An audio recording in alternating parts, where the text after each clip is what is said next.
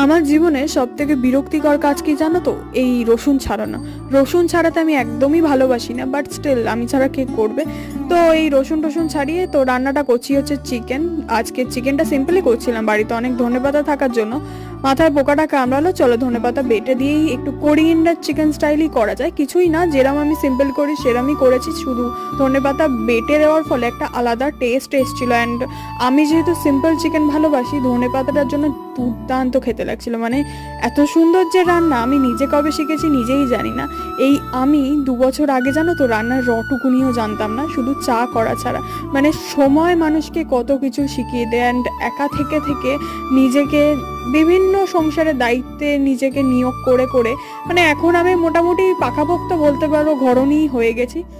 তো ভাবি এখন সময় আমাকে অনেকটাই বড় করে দিয়েছে, কিছুই করার নেই, সময় তো আর ফিরে আসবে না। তো দেখা হচ্ছে তোমাদের সাথে নেক্সট ব্লগে।